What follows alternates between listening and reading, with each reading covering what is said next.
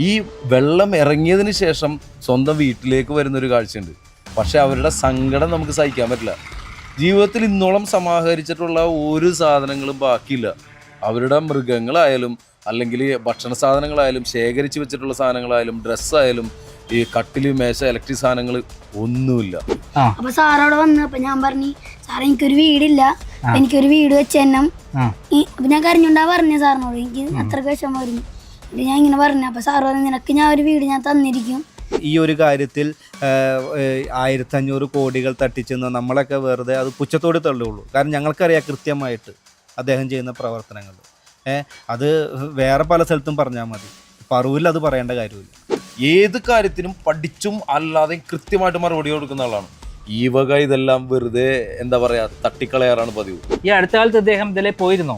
പോയിരുന്നു. Road show ആയിട്ട് ഇതിൽ കൂടെ പോയപ്പോ എന്നെ പുള്ളി പേരെടുത്ത് വിളിച്ചു. അതുലെ നിന്നെ കണ്ടിട്ട് കുറെ നാളായല്ലാന്ന് സാറ് എന്നെ പേരെടുത്ത്. എത്ര കാലം മുമ്പ് കണ്ടതാണ്? വർഷങ്ങൾക്ക് മുമ്പ് കണ്ടതാ. ഇതാ വീണ്ടും ഇലക്ഷൻ വന്നിരിക്കുകയാണ്. 2026 ഇലക്ഷൻ പ്രഖ്യാപിച്ചു. ഇനിയിപ്പം 18 ദിവസം മാത്രമാണ് ഇലക്ഷൻ നടക്കാനുള്ളത്. ഇതിനിടയിലാണ് ഞാൻ പറവൂരിലെത്തിയിരിക്കുന്നത്. പറവൂരിലല്ല, പുത്തൻവേലിക്കര. പറവൂരിലെ ഒരു സ്ഥലമാണ് പുത്തൻവേലിക്കര. ഈ ഇവിടുത്തെ ഒരു പ്രത്യേകത, 2018 പ്രളയത്തിൽ, പ്രളയം എന്ന് പറഞ്ഞാൽ എന്താണ്, ഈ നമ്മുടെ അണക്കെട്ടുകളെല്ലാം കൂടി ഒരുമിച്ച് തുറന്നു വിട്ട് ഇവിടെയുള്ള എറണാകുളം മുഴുവൻ വെള്ളത്തിനടിയിലായി. അതിൽ ഏറ്റവും അധികം വെള്ളത്തിനടിയിലായത് പറവൂരാണ്. ആ പറവൂരിൽ നൂറുകണക്കിന് ആളുകൾ വെള്ളത്തിനടിയിലായപ്പോൾ ഇവിടെയുള്ള ജനങ്ങളുടെ രോദനം ഉച്ചത്തിൽ വി.ഡി. സതീശൻ, ഇവിടുത്തെ MLA വി.ഡി. സതീശൻ പറയുകയും എന്നാൽ ഗവൺമെൻറ്റിൻ്റെ ഭാഗത്ത് നിന്ന് ഒരു തരത്തിലുള്ള സഹായം കിട്ടാതെ വന്നപ്പോൾ അദ്ദേഹം ഉറക്കെ പ്രഖ്യാപിച്ചു, എനിക്ക് ആരുടെയും സഹായം വേണ്ട, ഇവിടെയുള്ള ജനങ്ങൾക്ക്, വീട് നഷ്ടപ്പെട്ടവർക്ക്, വെള്ളത്തിനടിയിലായവർക്ക്, എല്ലാം നഷ്ടപ്പെട്ടവർക്ക് എല്ലാം ഞാൻ ചെയ്തു കൊടുക്കും, അതിനുള്ള പ്രാപ്തി എനിക്കുണ്ട് എന്ന് അദ്ദേഹം അന്ന് ഉറക്കെ പ്രഖ്യാപിക്കുകയുണ്ടായി. നമുക്കറിയാം, ഈ അടുത്ത കാലത്ത് മുണ്ടക്കൈ ദുരന്തം ഉണ്ടായി. 780 കോടിയോളം രൂപ കേരള ഗവൺമെൻറ് പിരിച്ചെടുത്തു. ആ 780 കോടിയോളം പിരിച്ചെടുത്ത തുകയിൽ ഇതുവരെ ചിലവായിരിക്കുന്നത് 150 കോടിയോളം ചിലവാക്കിയെന്നാണ് പറയുന്നത്. 173 വീടുകൾ മാത്രമാണ് ഉണ്ടാക്കിയത്. ബാക്കി 600 കോടി രൂപ പിണറായി വിജയൻ്റെ പോക്കറ്റിലാണ്. അങ്ങനെയുള്ള പിണറായി വിജയന് ഈ അടുത്ത കാലത്ത് വി.ഡി. സതീശനെ കൊടുക്കാൻ വേണ്ടി ഒരു കേസ് കൊണ്ടുവന്നു. പുനർജനി പദ്ധതിയിൽ വൻ അഴിമതി നടന്നിരിക്കുന്നു എന്ന് പറഞ്ഞുകൊണ്ട് ഇവിടെ വലിയ പ്രചരണമുണ്ടായി. എന്നാൽ അവസാനം വിജിലൻസ് പറഞ്ഞു ഒരു അഴിമതിയും നടന്നിട്ടില്ല. അന്നത്തെ ADGP കൃത്യമായി അന്വേഷണ റിപ്പോർട്ട് കൊടുത്തു. വി.ഡി. സതീശൻ ഇതിനകത്ത് യാതൊരു തരത്തിലും നേതൃത്വം മാത്രമാണ്, പണം കൊടുത്തതും അതേപോലെ വീട് നിർമ്മിച്ചതും ഇതിന് സംഭാവന ചെയ്ത ആളുകൾ തന്നെയാണ്. ഇതിൽ യാതൊരു അഴിമതിയുമില്ല എന്ന് പ്രഖ്യാപിക്കുകയുണ്ടായി. അതേ വി.ഡി. സതീശനെ പുനർജനി പദ്ധതിയിലൂടെ പിടിക്കാൻ വേണ്ടി പല വഴികൾ നോക്കുകയുണ്ടായി. അതിലൊന്നും അദ്ദേഹം വീണില്ല. ഇപ്പോൾ നമ്മൾ അന്വേഷിക്കുന്നത് അദ്ദേഹം വീട് വെച്ച് കൊടുത്ത് സത്യമാണോ അല്ലയോ എന്നുള്ളതാണ്. അങ്ങനെയാണ് പുത്തൻവേലിക്കര എത്തിയത്. ഞങ്ങൾ ആദ്യമായി കണ്ടതാരറിയോ? മാസ്റ്റർ അതുലിനെയാണ് കണ്ടത്. ആ മാസ്റ്റർ അതുലിന് കുറച്ച് കാര്യങ്ങൾ നമ്മളോട് പറയാനുണ്ട്.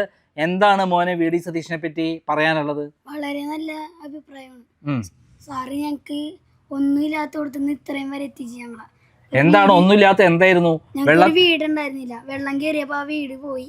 തറവാട് എങ്ങനെയായിരുന്നു? വെള്ളപ്പൊക്കം എങ്ങനെയുണ്ടായിരുന്നു? നല്ല ഹൈറ്റിൽ വെള്ളം പൊന്തി ഒന്നും ചെയ്യാൻ പറ്റാത്ത അവസ്ഥയിലായി. എന്നിട്ട് എവിടെ പിന്നെ താമസിച്ച്? ആദ്യം ഇവിടെ താമസിച്ചു. അപ്പൊ വെള്ളം നല്ലോണം കൂടിയപ്പോ ഞങ്ങളാ ഒരു കുന്നുണ്ട്, മാനാഞ്ചേരി കുന്നുണ്ട്, അവിടെ സ്കൂളുണ്ട്. ആ സ്കൂളിലാണ് ഞങ്ങളാക്കിയത്. അപ്പൊ സാറവിടെ വന്നപ്പോ ഞാൻ പറഞ്ഞു, സാറേ എനിക്കൊരു വീടില്ല, എനിക്കൊരു വീട് വെച്ച് തന്നെ. അപ്പൊ ഞാൻ കരഞ്ഞുണ്ടാ പറഞ്ഞ സാറിനോട്, എനിക്ക് അത്രക്ക് വിഷമമായിരുന്നു. എന്നിട്ട് ഞാൻ ഇങ്ങനെ പറഞ്ഞു. അപ്പൊ സാറ് പറഞ്ഞു, നിനക്ക് ഞാൻ ഒരു വീട് ഞാൻ തന്നിരിക്കും, ഇത് എൻ്റെ ഉറപ്പാണെന്ന് സാറ് പറഞ്ഞു. സാറ് പിറ്റേ വർഷം 2019 സാറ് അത് കല്ലിട്ട്. പിന്നെ 2021 എല്ലാം പൂർത്തീകരിച്ച് 1-ാം തീയതി താക്കോല് വന്നു ഞങ്ങക്ക്. ജനുവരി 1-ാം തീയതി ഞങ്ങൾക്ക് താക്കോല്. വളരെ സന്തോഷമായിരുന്നു സാറിനോട്. സാറിനോട് വളരെ. അദ്ദേഹത്തിന്റെ കൂടെയുള്ള ഫോട്ടോ ഒക്കെയാണ് ഇപ്പൊ എന്നെ കാണിച്ചിട്ടുള്ളത് അല്ലേ? അദ്ദേഹം വന്ന് കീ നൽകുന്നതും വീട് നൽകുന്നതും എല്ലാം ആണ്. ഈ അടുത്ത കാലത്ത് അദ്ദേഹം ഇതിലെ പോയിരുന്നോ? പോയിരുന്നു. റോഡ് ഷോ ആയിട്ട് ഇതിൽ കൂടെ പോയപ്പോ എന്നെ പുള്ളി പേരെടുത്ത് വിളിച്ചു. അതുലെ നിന്നെ കണ്ടിട്ട് കുറെ നാളായല്ലാന്ന് സാറ് എന്നെ പേരെടുത്ത്. എത്ര കാലം മുമ്പ് കണ്ടതാണ്? വർഷങ്ങൾക്ക് മുമ്പ് കണ്ടതാ. എന്നിട്ടും ഓർത്ത് ഇവിടെ വന്നപ്പോ വിളിച്ചു. അത്രയും ഇഷ്ടമാണ്. അപ്പൊ അദ്ദേഹത്തെ പറ്റി എന്താ പറയാനുള്ളത്? വളരെ നല്ല സാറാണ്. എനിക്ക് വളരെ. അദ്ദേഹം മുഖ്യമന്ത്രിയാവാൻ ആഗ്രഹിക്കുന്നുണ്ടോ? ആണോ? ഉറപ്പാണ്. ഈ നാടിന് ഗുണം ചെയ്യോ? അതേ അതുൽ എന്ന് പറയുന്നത് ഒരു പിഞ്ചു പൈതലാണ്. ആ പിഞ്ചു പൈതലിനെ ചേർത്ത് പിടിച്ച് അദ്ദേഹത്തിന് ഒരു വീട് വെച്ചു കൊടുത്ത ആളാണ് VD സതീശൻ. അത് തന്നെയാണ് ഈ നാട്ടുകാർക്കെല്ലാം പറയാനുള്ളത്. ഇവിടെ വീട് നഷ്ടപ്പെട്ടവർക്ക്, അതായത് വെള്ളപ്പൊക്കത്തിൽ വീട് നഷ്ടപ്പെട്ടവർക്ക് അന്ന് അദ്ദേഹം പറഞ്ഞ വാക്കാണ്, ഞാൻ വീട് വെച്ച് കൊടുക്കും, എനിക്ക് ആരുടെയും സഹായം വേണ്ട, ഗവൺമെൻറ് ഇങ്ങോട്ട് തിരിഞ്ഞു നോക്കിയില്ലെങ്കിൽ ഞങ്ങൾക്ക് പുല്ലാണ് എന്ന് പറഞ്ഞുകൊണ്ട് അദ്ദേഹം അത് സ്വയം ഏറ്റെടുക്കുകയും നല്ലവരായ ബിസിനസ്സുകാരുടെ സഹായത്തോടു കൂടി വീട് നിർമ്മിച്ചു കൊടുക്കുകയും ചെയ്തു. അതേ ആസ്ട്ര മെഡിസിറ്റിയുടെ വകയാണ്, ആസാദ് മൂപ്പൻ്റെ വകയായിട്ടാണ് ഈ വീട് വെച്ചെടുത്തത്. അതിൽ ₹1 പോലും ആർക്കും ഒന്നും ചെയ്യാൻ പറ്റില്ല. കാരണം ആസാദ് മൂപ്പൻ നേരിട്ടാണ് ഈ ബിൽഡിംഗ് എല്ലാം ചെയ്തു കൊടുത്തത്. ഒരു നേതൃത്വം കൊടുത്ത് മാത്രമാണ് VD സതീശൻ ചെയ്തത്. അവിടെയാണ് അദ്ദേഹത്തെ കൊടുക്കാൻ പറ്റാതെ വന്നത്. ഇപ്പോൾ നമ്മുടെ അതുലിൻ്റെ അമ്മ അല്ലേ, പേരെന്താ, സീമ, എന്ത് ചെയ്യുന്നു അമ്മ? House wife. എന്തായിരുന്നു അന്നുണ്ടായേ എന്ന് പറയൂ. എന്ന് വെച്ചാല് നമുക്ക് സങ്കടം സഹിക്കാൻ പറ്റില്ലായിരുന്നു. ഒന്നും ഉണ്ടായില്ല, ഒന്നും തന്നെ ഉണ്ടായില്ല. പിന്നെ നമ്മ വീട്ടിൽ വന്നാൽ ഈ കൊച്ചിനെയും കൊണ്ട് എന്ത് ചെയ്യും എന്നുള്ള ഒരു സങ്കടമായിരുന്നു. അപ്പൊ എന്റെ സങ്കടം കണ്ടപ്പോ അവന് സഹിക്കാൻ പറ്റാതെ ഇപ്പൊ അവൻ നിലവിളിക്ക് കരച്ചിൽ വരുന്നുണ്ടോ? കരച്ചിൽ വരുന്നുണ്ട്. അപ്പൊ എന്റെ സങ്കടം കണ്ടപ്പോ അവന് സങ്കടം വരുന്നു. ഞാൻ ഇവനെയും കൊണ്ടല്ലേ നടക്കണത്. അപ്പൊ അവൻ സഹിക്കാൻ പറ്റാതെ പിറ്റേ ദിവസം MLA എല്ലാവരെയും കാണാൻ വന്നപ്പോ അവൻ നേരിട്ട് പറഞ്ഞു, സാറേ എനിക്കൊരു വീടില്ല, എനിക്കൊരു വീട് എന്ന് പറഞ്ഞപ്പോ നിനക്ക് എങ്ങനെയെങ്കിലും ഒരു വീട് തന്നിരിക്കുമെന്ന് സാറ് ഉറപ്പ് കൊടുത്ത്. അത് ഞങ്ങൾക്ക് അസ്റ്റർ മെഡിസിറ്റി വഴി സാറ് സാധിച്ചു തന്നു. അതായത് നമ്മളൊരു മാർക്സിസ്റ്റുകാരിയായിരുന്നു അല്ലേ? അല്ലേ? എന്റെ വീട്ടിൽ അങ്ങനെയായിരുന്നു അല്ലേ? ഭർത്താവ് മാർക്സിസ്റ്റുകാരനല്ലേ? അല്ല, ഭർത്താവ് കോൺഗ്രസ് ആണ്, വീട്ടുകാര് മാർക്സിസ്റ്റുകാരാണ്. വീട്ടുകാര് മാർക്സിസ്റ്റ്. ഇവിടെ മാർക്സിസ്റ്റ് പാർട്ടിയാണോ അല്ലെങ്കിൽ വേറെ ആരാണോ എന്നൊന്നും അദ്ദേഹം നോക്കിയില്ല. ഇന്ന് വരെ ഇല്ല. ഇല്ല, ആർക്കാണെങ്കിലും വീടുണ്ടാക്കി കൊടുത്തു. വീട് നഷ്ടപ്പെട്ട ഇവിടുത്തെ പറവൂരിലെ എല്ലാവർക്കും വീടുണ്ടാക്കി കൊടുത്തു അല്ലെ സീമോ? ഇത് പുത്തൻവേലിക്കര ഈ സ്ഥലത്തിന്റെ പേര്, ഈ വീടിന്റെ ഇവിടെ എന്താ പേരിന്റെ സ്ഥലം പറയാ?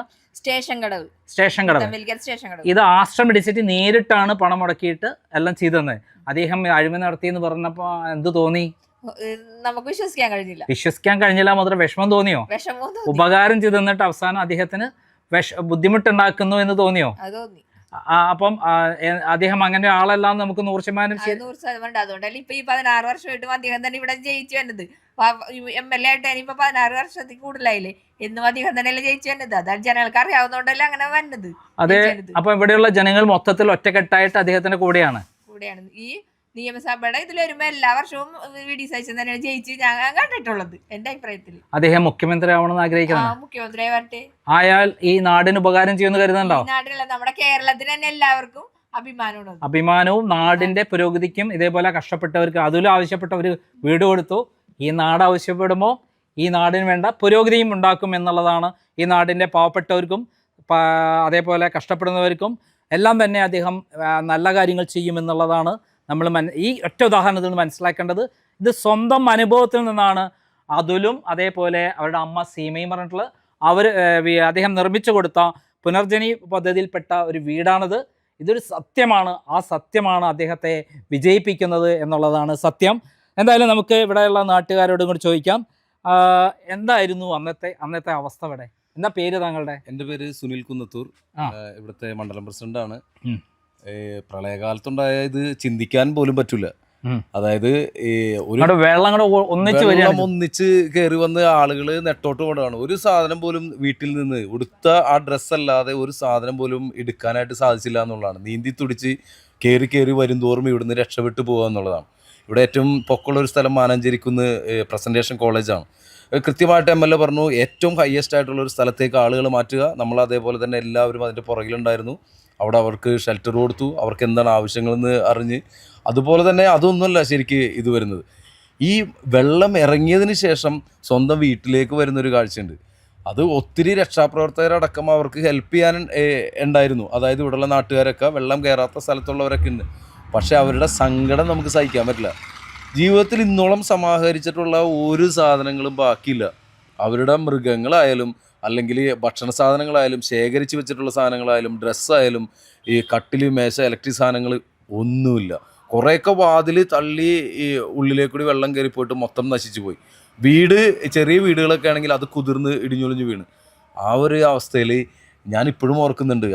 ആ രാത്രി അതിനുശേഷം അരിയും സാധനങ്ങളൊക്കെ ആയിട്ട് പുള്ളി എത്തിക്കുന്നതിൽ പുള്ളിയും കൂടെ ഒരു മസ്തയുടെ ഫ്രണ്ടിലൊക്കെ പുള്ളി ഉണ്ടാവും. ഒരു മടിയുണ്ടായി. ഞാൻ ആദ്യമായിട്ടാണ് അദ്ദേഹം ഷേവ് ചെയ്യാതെ പോലും കാണുന്നത്. ആ സമയത്ത് എല്ലാ കാര്യങ്ങൾക്കും ഇത്. അതിനുശേഷം കൃത്യമായിട്ട് ആൾ ഒരു ലിസ്റ്റ് ഉണ്ടാക്കി ഏത് വാർഡുകളിൽ എത്ര പേർക്കാണ് വീട് നഷ്ടപ്പെട്ടേക്കുന്നത്, എത്ര പേരാണ് അതോടനുബന്ധിച്ചുള്ള രോഗങ്ങൾ കൂടിയേക്കണത്, അതേപോലെ സാധനങ്ങൾ എന്തൊക്കെ പോയിട്ടുണ്ട്, എല്ലാ ചെറുകിട യൂണിറ്റുകളെയും അദ്ദേഹം വിലയിരുത്തി അവർക്ക് വേണ്ടിയുള്ള സഹായങ്ങൾ ചെയ്ത്. ഏറ്റവും കൂടുതൽ വന്നത് ഈ പലചരക്ക് കടകളാണ്. ഭക്ഷണ സാധനങ്ങൾ ഒരിക്കലും തിരിച്ചെടുക്കാൻ പറ്റില്ലല്ലോ, എല്ലാം നശിച്ച് ചെളി മാത്രമായിട്ട് അവരൊന്നുമില്ലാതെ വെറുതെ നോക്കിയിരിക്കുമ്പോൾ അവർക്ക് വേണ്ടിയിട്ടുള്ള ഒരു സഹായം ചെയ്യാനായിട്ട് എല്ലാ ഭാഗത്തു നിന്നും അതേപോലെ വിളിച്ചു വരുത്തി. പിന്നെ ലേഡീസ് ഉണ്ടായിരുന്നു, അവർക്ക് ചെറുകിട തൊഴിലാളികൾ ഒരുപാട് പേരുണ്ടായിരുന്നു. അവരുടെ ഉപകരണങ്ങൾക്ക് വേണ്ടിയിട്ടുള്ളത്, പ്രത്യേകിച്ച് തയ്യൽ മെഷീനുകളൊക്കെ ഇഷ്ടംപോലെ തയ്യൽ മെഷീനുകളൊന്നും എല്ലാവരെയും കണക്ട് ചെയ്ത് അത് രീതിയിൽ കൊടുത്ത്, അതുപോലെ തന്നെ മെഷീനറികൾ നശിച്ചിട്ടുള്ളവർക്ക്, പിന്നെ ഭക്ഷണ സാധനങ്ങളായിട്ടുള്ള ഒരുപാട് ഐറ്റംസ്, നമ്മൾ ഡ്രസ്സുകൾ, അതൊക്കെ ഞങ്ങളെ അപേക്ഷിച്ചിടത്തോളം എന്താ പറയുക, ഭയങ്കര ഒരു വികാരമാണ് ആ സമയത്ത്. ഈ ഭാഗം മുഴുവൻ വെള്ളത്തിനടിയിലായിട്ട് തിരിച്ചു വരാണ്. ക്ലീനിങ് പ്രവർത്തനങ്ങൾ, അതേപോലെ തന്നെ രോഗങ്ങൾ വരാതിരിക്കാനുള്ള നമ്മുടെ ഈ ഹെൽത്ത് ടീം അംഗങ്ങളോട് കൃത്യമായ നിർദ്ദേശം കൊടുത്ത് എല്ലാ ഭാഗത്തും എല്ലാ കിണറുകളും കുടിവെള്ളമില്ല, എല്ലാവരും മോശമായിട്ടുള്ള ചെളി വന്ന് മൂടിയൊക്കെയാണ്. അതിൻ്റെ റീക്രിയേറ്റ് പ്രവർത്തനങ്ങൾ, ഈ അണുക്കൾ വരാതിരിക്കാനുള്ള എല്ലാവിധ കാര്യങ്ങൾ, അങ്ങനെയുള്ളതിലൊക്കെ മുൻപന്തിയിലുണ്ടായിരുന്നു. അതിനേക്കാൾ കൂടുതൽ അദ്ദേഹം പറഞ്ഞത് നമ്മളെല്ലാവരും ഇതിനോട് ഒരുമിച്ച് വേണം എന്നുള്ളതാണ്.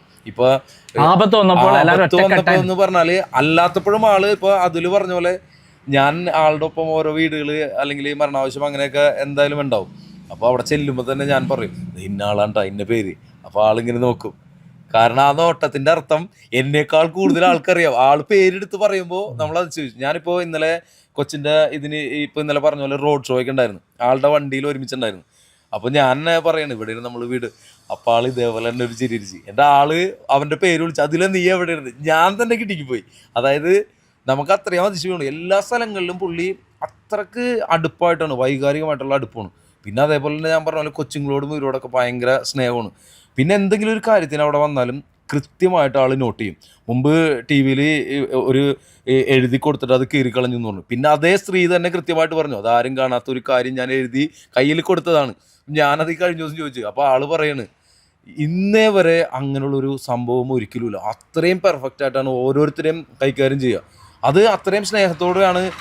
ഒരു ചെറിയൊരു ഇൻ്റർവ്യൂവിന് വേണ്ടിയിട്ടുള്ള ഒരു ഹെൽപ്പാണെങ്കിൽ പോലും അത് കൃത്യമായിട്ട് വേറെയുള്ളവരെ ഏൽപ്പിക്കും. എന്നിട്ട് പറയും സുനിലെ ജോസഫിനെ ഏൽപ്പിച്ചിട്ടുണ്ട്, നീ അത് വിളിക്കണം. അതേപോലെ തന്നെ പേഷ്യൻസിനെയൊക്കെ ഓരോ കാര്യങ്ങൾക്കും മരുന്നിന്, ഇപ്പോൾ കോവിഡ് കാലത്തൊക്കെ ഞാൻ ഒരുപാട് അനുഭവിച്ചിട്ടുള്ളതാണ്.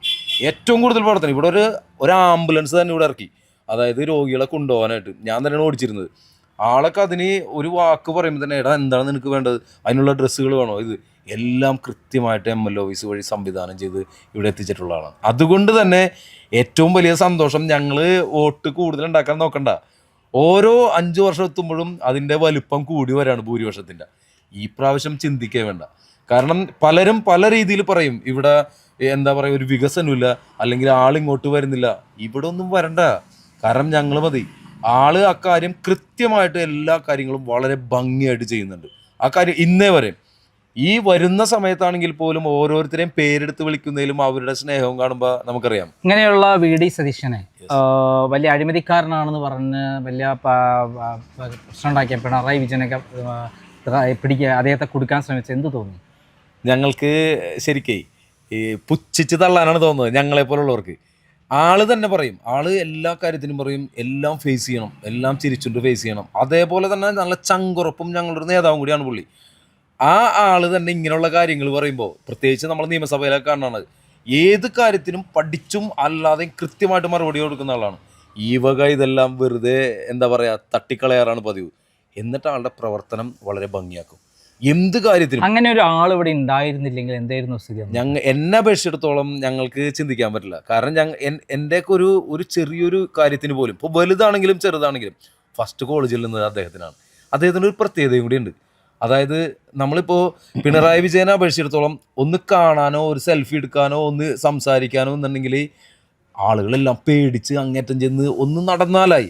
ആളങ്ങനെയല്ല, ഏത് പാതിരാത്രിക്കും വേണമെങ്കിൽ ആ ഫോൺ കോൾ ചെയ്തോ, ഇൻ കേസ് അത് കണ്ടില്ല എന്തെങ്കിലും ഇതാണെങ്കിൽ തിരിച്ചു വിളിക്കുമെന്നുള്ളതാണ് ഞാൻ കണ്ട ഏറ്റവും വലിയ പ്രത്യേകത. ഇന്ന് ആളുകൾക്ക് സമയമില്ല. അതിശയത്തോടെ ഞാൻ ചിന്തിച്ചു പോകും. ഇന്നലെ ഇപ്പോൾ ഇവിടെ റോഡ് ഷോ ആണെങ്കിൽ അത് കഴിഞ്ഞ് അന്ന് വൈകുന്നേരം ഡൽഹിയിലാണ്, അത് കഴിഞ്ഞ് തിരിച്ചിവിടെ വന്നു, അത് കഴിഞ്ഞ് പിറ്റേ ദിവസം ഇന്ന് തിരുവനന്തപുരത്താണ്, എത്തിയിട്ടില്ല. ഏത് സ്ഥലത്തും എവിടെയും അതേപോലെ തന്നെ വേറെ പ്രത്യേകത എന്താണെന്നറിയോ, ഞങ്ങൾ ഇവിടെ ഒരു മരണം ഉണ്ടെങ്കിലും കല്യാണം ഉണ്ടെങ്കിലും ഒക്കെ അറിയിക്കും, സാർ ഒന്ന് വന്നിട്ട് പോകണോട്ടാ.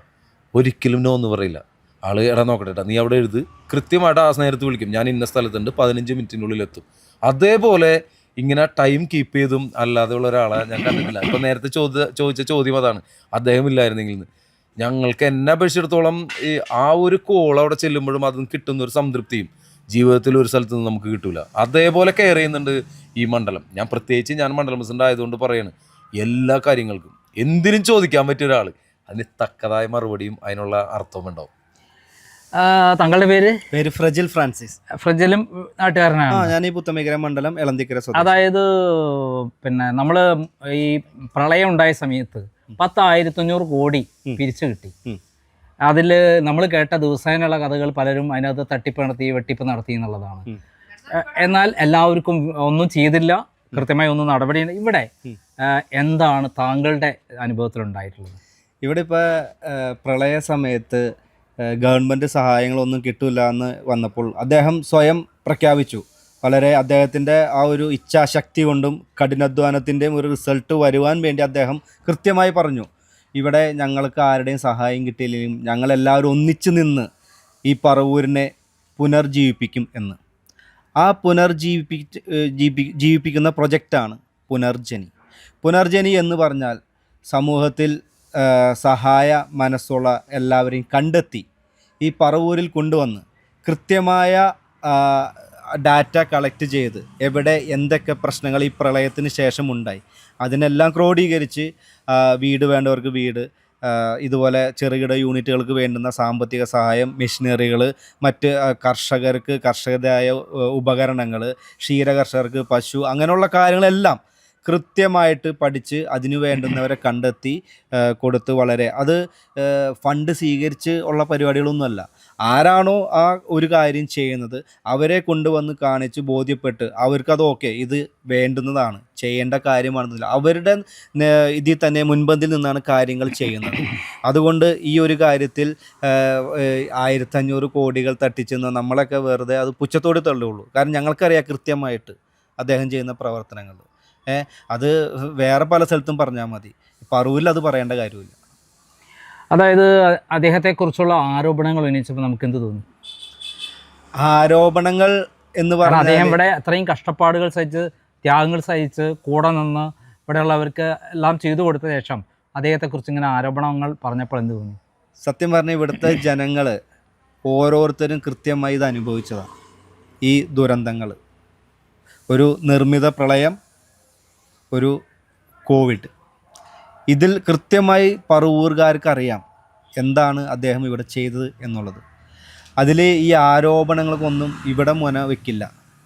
കാരണം അദ്ദേഹം അങ്ങനെ പഠിച്ച് ചെയ്യുന്ന ഒരു ആളാണ്.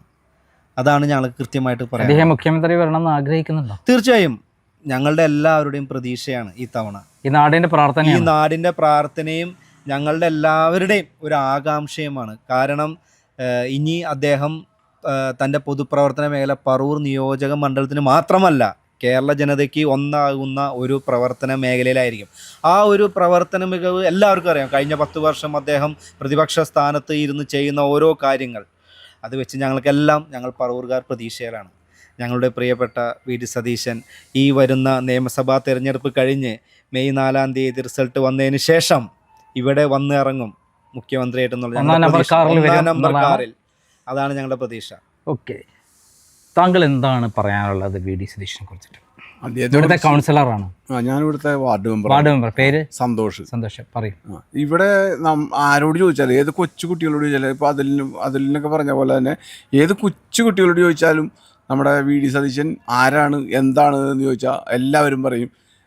ഒറ്റ വാക്കേ ഉണ്ടാവുന്നുള്ളൂ, ഇതുപോലെ എല്ലാവരെയും ഒന്നുപോലെ കണ്ടുകൊണ്ട് കൈ കോർത്ത് പിടിച്ച് നടക്കുന്ന ഒരു വ്യക്തി വേറെ ഇല്ല എന്ന് തന്നെ പറയുള്ളൂ. കാരണം അത്രയും ആ 18-ലെ വെള്ളപ്പൊക്കത്തിനും മനുഷ്യനിർമ്മിതമായ വെള്ളപ്പൊക്കമാണെങ്കിൽ തന്നെയും അതിലും അത് തെങ്ങിൻ്റെ ഉയരത്തിലാണ് വെള്ളം വന്നത്. അല്ല, ഞങ്ങൾക്ക് ശരിക്കും പറഞ്ഞാൽ ഇവിടെ 10 അടിയിൽ മുകളിൽ വെള്ളം ഉണ്ടായിരുന്നു. 10 അടിക്ക് മുകളിലാണ് വെള്ളം നിന്നിച്ചത്. അതായത് ഇവിടുത്തെ ഒരു മിക്ക വീടുകളുടെയും സെൻസൈഡ് മുങ്ങി. ഇത് ചെറിയൊരു വീടായിരുന്നു, അവരുടെ മുഴുവനായി മുങ്ങിപ്പോയി. അപ്പോൾ ഇവരൊരു ഷെഡിലാണ് താമസിച്ചിരുന്നത്. ഈ ഷെഡ് തകർന്നു വീണു, അങ്ങനെയൊക്കെയാണ് ആ സംഭവം ഉണ്ടായത്. അപ്പോൾ ഇവർ ശരിക്കും പറഞ്ഞാൽ എല്ലാവരും തന്നെ അങ്കലാപ്പിലായിപ്പോയി. ഞങ്ങളൊക്കെ തന്നെ വീടുണ്ടെങ്കിൽ ഞങ്ങൾക്കൊക്കെ ഒരു വിഷമത്തിലായിരുന്നു. ഇവർക്കൊക്കെ എന്ത് ചെയ്തു കൊടുത്താലാണ് ഇനി വീണ്ടും നമ്മളെ പഴയ രൂപത്തിലേക്ക് എത്തിക്കാൻ പറ്റുക എന്നുള്ളൊരു വിഷമത്തിലായിരുന്നു. പക്ഷെ അതൊക്കെ കൃത്യമായിട്ട് കണ്ടറിഞ്ഞ് ആരും അങ്ങോട്ട് പറയാതെ തന്നെ ഇപ്പോൾ ആ കൊച്ചു പറഞ്ഞ ആ വാക്കുകളെ തന്നെ മുഖവിലക്ക് എടുത്തുകൊണ്ട് അവന് ഒരു വീട് വെച്ച് കൊടുക്കാൻ അദ്ദേഹം വന്ന് കാശ് ഇവിടെ കൊടുക്കുകയല്ല ചെയ്തത്. ആരാണോ ചെയ്യുന്നത് ആസ്ട്രോ മെഡിസിറ്റി അദ്ദേഹത്തെ പോയി കണ്ടിട്ട് അവരെ കൊണ്ട് തന്നെ നേരിട്ട് ചെയ്യിക്കുകയാണ് ചെയ്തത്. അതിൻ്റെ പേരിൽ 5 പൈസ അദ്ദേഹത്തിൻ്റെ കയ്യിലില്ല. അങ്ങനെ ഒരു കറ അദ്ദേഹത്തിൻ്റെ കയ്യിലില്ല എന്ന് നമുക്ക് എല്ലാവർക്കും കൃത്യമായിട്ട് അറിയാം. കാരണം എന്ന് വെച്ചിട്ടുണ്ടെങ്കിൽ ഇതൊരിക്കലും പൈസ കയ്യിൽ വാങ്ങി അവിടെയാണ് അവർ പെട്ടുപോയത്. അതെ, കയ്യിൽ വാങ്ങിയിട്ടില്ല. 5 പൈസ ഉണ്ടായിരുന്നെങ്കിൽ ഒരു പ്രാവശ്യം മേടിച്ചിരുന്നെങ്കിൽ ഒരു തുമ്പ് കിട്ടിയിരുന്നെങ്കിൽ അവർ കത്തിച്ചേരും. അതുപോലും നടക്കുന്നില്ല. അതായത് ഒരു വലിയ പ്രളയം വന്നപ്പോൾ ഒരു മണ്ഡലത്തിന്റെ കംപ്ലീറ്റ് ജനങ്ങൾക്ക് സ്വന്തം ഉത്തരവാദിത്വം, ഗവൺമെന്റ് സഹായമില്ലാതെ സ്വന്തം ഉത്തരവാദിത്വ സംരക്ഷണം നൽകി അവർക്ക് വീട് കൊടുത്ത ഒരാളാണ്, ഉണ്ടാക്കി കൊടുത്ത ഒരാളാണ് അദ്ദേഹം, നേതൃത്വം കൊടുത്ത ഒരാളാണ്. അതെ അതെ, വീട് മാത്രമല്ല, ഒരുപാട് പുസ്തകങ്ങള്, ബാഗുകള്, പിന്നെ നഷ്ടപ്പെട്ടവർക്കെല്ലാം തന്നെ ജീവിതത്തിലേക്ക് കൊണ്ടുവന്നു, പഠിക്കാനുള്ള ഒരു പഠനത്തിന് ആവശ്യ സാധനം കൊടുത്തു. അങ്ങനെ എല്ലാ കാര്യങ്ങളും ചെയ്തു കൊടുത്ത അദ്ദേഹത്തെ പോലുള്ള ഒരാള് നാളെ മുഖ്യമന്ത്രിയായി വരാൻ ആഗ്രഹിക്കുന്നുണ്ടോ? തീർച്ചയായിട്ടും. അതെല്ലാവരും തന്നെ അങ്ങനെയാണ്. ഈ മണ്ഡലത്തിലുള്ള എല്ലാവരുടെയും മനസ്സിൽ അത് തന്നെയാണ്, പ്രാർത്ഥനയാണ്. അതെ, പ്രാർത്ഥന തന്നെയാണ്. അത് പ്രതിപക്ഷമൊന്നും മറ്റേ ഇടതുപക്ഷമൊന്നുമില്ല, എല്ലാവരുടെയും മനസ്സിൽ അത് തന്നെയാണ്. ശരിക്കും പറഞ്ഞിട്ടുണ്ടെങ്കിൽ അദ്ദേഹം മുഖ്യമന്ത്രി ആകണം, ആ 1-ാം നമ്പർ കാറിൽ വന്ന് ഇറങ്ങണം എന്നുള്ളൊരു ചിന്താഗതിയാണ് നമ്മുടെ ഈ മണ്ഡലത്തിന് ഏറ്റവും കൂടുതലുള്ളത്. അതുകൊണ്ട് തന്നെ ജാതിയില്ല, മതമില്ല, രാഷ്ട്രീയമില്ല, ഒന്നും തെളിവാണ് മാർക്സിസ്റ്റുകാരന്റെ വീട്ടിന് വീട് വെച്ച് കൊടുത്തതിന്റെ തെളിവ്. ഇവിടത്തെ ആള് മാർക്സിസ്റ്റുകാരനല്ലെങ്കിലും ഫാമിലി നമ്മുടെ ഫാമിലി. അപ്പൊ അങ്ങനെയുള്ള ഒരു വീട്ടില് എന്തൊരു കാര്യം ഉണ്ടെങ്കിലും കൈകോർത്ത് പിടിക്കാനുള്ള ഒരു കഴിവുണ്ട്, ചങ്കൂറ്റമുണ്ട്.